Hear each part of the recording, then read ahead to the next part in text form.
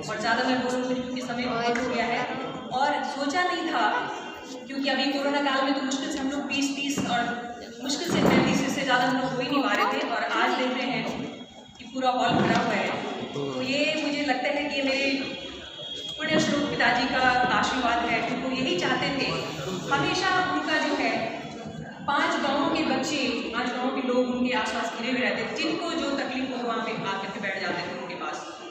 तो सबसे पहले मैं आभार प्रकट करना चाहूँगी अपने आदरणीय प्रिय अध्यक्ष महोदय, भाई समान अनिल सुलभ जी का, डॉक्टर अनिल सुलभ जी का, जिन्होंने मुझे ये अवसर प्रदान किया। मैं अपने आप को बहुत सौभाग्यशाली समझ रही हूँ कि ये ऐतिहासिक मंच मुझे मिला, और आज मुझे समझ में आ रहा है कि मेरे पतिदेव श्री उपेंद्र कुमार भट्ट जी, जो कि बॉटनी के लेक्चर थे,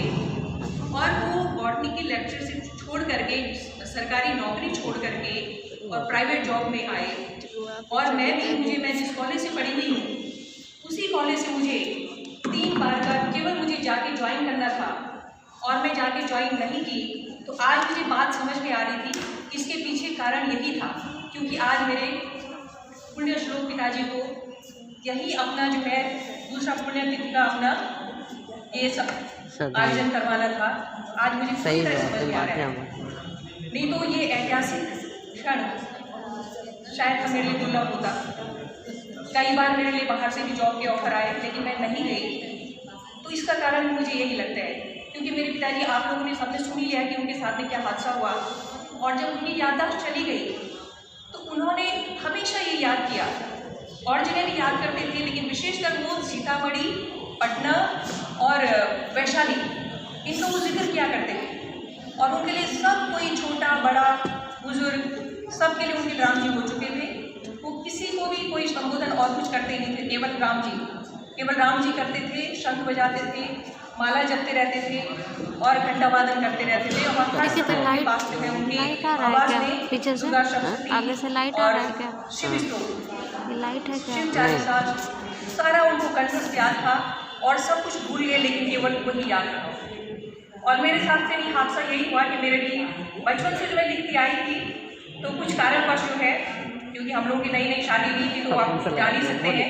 कि जब 2 टेस्ट के आगे नहीं होते। आज मेरे शिवान जी जो है, आज मैं जो कुछ भी उन्हीं की बदौलत हूँ,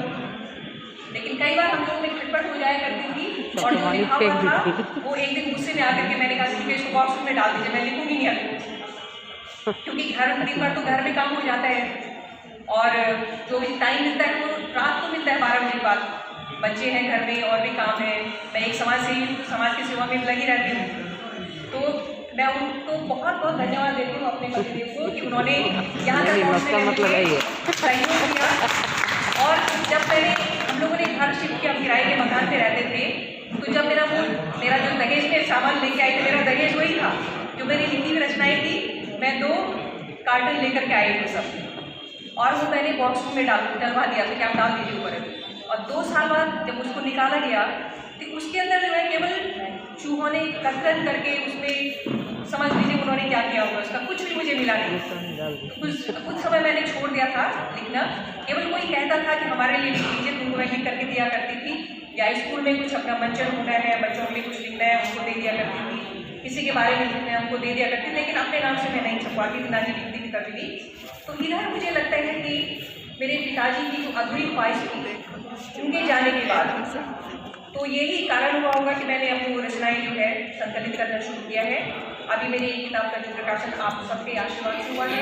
और साथ ही मेरी अभी 3 पुस्तक जो है अब आने वाली है जल्दी ही, सब आप लोगों के बीच में होंगी, उसके लिए आप सबका आशीर्वाद मैं चाहूँगी। और समय ज़्यादा नहीं लूँगी, लेकिन फिर भी ऐसे मैं अपने आप को भाग्यशाली समझती हूँ कि मैंने ऐसे घर में जन्म लिया जहाँ हम लोग, समझिए मेरे पिताजी चाहते तो शहर में रख करके हमको आराम से रख सकते थे, उनकी जितनी उनकी आय थी आराम से हमें रख सकते थे, लेकिन उनका मानना था कि यदि हम गांव छोड़ के हम शहर में चले गए, तो जो बेचारे जो असहाय हैं, जिनके पास नहीं साधन है शहर जाने के, उनका क्या होगा। तो 5 किलोमीटर मेरे पिताजी जो है सुबह 5 किलोमीटर जाते थे ऑफिस, और 5 किलोमीटर लौटते थे। जब उन्होंने, मेरी दादी की बीमारी के बाद उन्होंने अपना जो आर्मी में थे, वहाँ आर्मी से लौट आए थे, लेकिन उसके बावजूद उन्होंने 1962, 1965, 1967 और 1971 की लड़ाइयाँ उन्होंने लड़ी हैं। और उसके बावजूद उन्होंने जो हमारे घर में जितने भी, मैं मजदूर को नहीं कहूँगी, कामगार कहूँगी उनको, हमारे साथी थे, तो वो उन्होंने कभी ये एहसास उनको नहीं होने दिया। हम लोग को बोलते थे बेटा उनको रिश्तेदार भाई बोलो, ताऊ बोलो, चाचा बोलो, और उनके पैर हम लोगों से छुआते थे, ये देखो ये है तब हम लोग हैं। और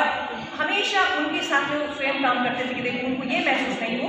कि हम मालिक हैं और वो काम करने वाले हैं। उनका हमेशा इस तरह का सिद्धांत रहा। और 5 किलोमीटर जाना, 5 किलोमीटर आना, और हम उस समय मुझे अकल नहीं थी, तो मुझे कभी गुस्सा भी आता था कि मुझे भी स्कूल, हम भाई बहनों को भी उतनी दूर स्कूल जाना पड़ रहा है पैदल, और पैदल आना पड़ रहा है, खास करके बरसात के समय में। बारिश आती थी, पहाड़ों की बारिश बहुत भयंकर होती है,